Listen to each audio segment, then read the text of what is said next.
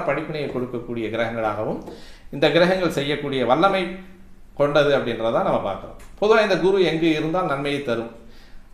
நம்ம முதலே சொன்ன மாதிரி தான் லக்னம் 5, 7, 9 5ஆம் இடத்துல இருக்கும் பொழுது தனித்த குருவாக இருக்கக்கூடாது.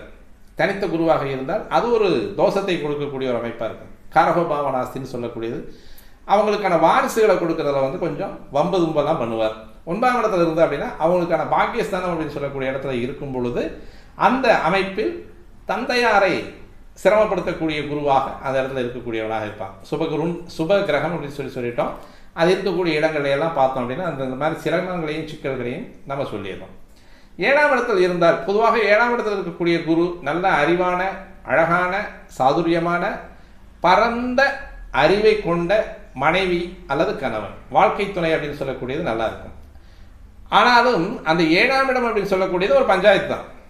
பொதுவாக இந்த கன்னி மிதுன லக்னங்களுக்கு 7ஆம் இடத்துல குரு ஸ்ட்ராங்காக நின்ட்டார் அப்படின்னா காலதாமதமான திருமணத்தை ஏற்பாடு செய்யக்கூடியவர் இந்த குரு தான்.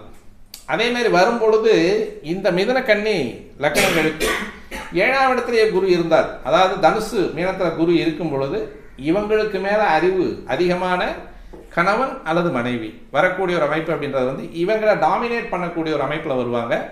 அப்போ இந்த லக்கணங்களுக்கானது, ஏன்னா பாதகாதிபதியாக வர்றார் இல்லையா, அப்போ பொதுவாகவே 7ஆம் இடத்துல இருக்கக்கூடிய குருவனுடைய பஞ்சாயத்து அப்படி தான் இருக்கும். ஏன்னா வரக்கூடியது நமக்கு மேலே அறிவு இருக்குது அப்படின்னா கொஞ்சம் அதை நம்ம கிரகிச்சுக்கிறது அப்படின்றது கொஞ்சம் கடுமையாக இருக்கும். இப்போது மேச லக்கணமாக இருக்குது, கொஞ்சம் முன்கோபி, அவசரமாக செய்யக்கூடியது, அவசரமானது, அதாவது நேரம் தவறாமை, ஸ்ட்ரிக்டாக இருக்கக்கூடியது, எப்போவுமே பை ஆர்டர் அப்படின்னு சொல்லக்கூடியது, லா அண்ட் ஆர்டரு நிறையா இருக்கக்கூடியது மேச லக்னம். 7 போய் குரு உட்காந்துடுறார், துளாராசியில் போய் குரு உட்காந்துடுறார். அது அவருக்கு ஆகாத இடம். அப்போ இங்கே அறிவு, பொறுமை, நிதானம், மற்றவங்களுக்கு சொல்லக்கூடிய புத்திமதி சொல்லக்கூடியது, இது எல்லாமே இங்கே உட்காந்துருக்கு.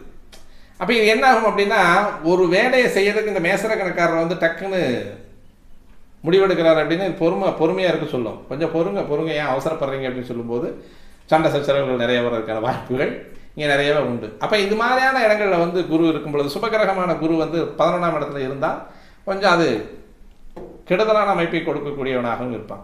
அதே 11ஆம் இடத்தை பார்க்கும்போது லாபத்தை கொடுக்கக்கூடிய குருவாகவும் இருப்பான்.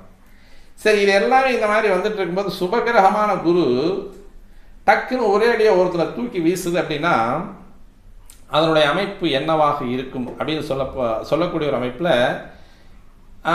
அதாவது கிளை காரகத்துவங்களை நம்ம எடுத்துக்க வேண்டியது. ஒரு ஜாதகத்துக்கு பலன் சொல்லும் பொழுது டக்குன்னு உடனே எடுத்த உடனே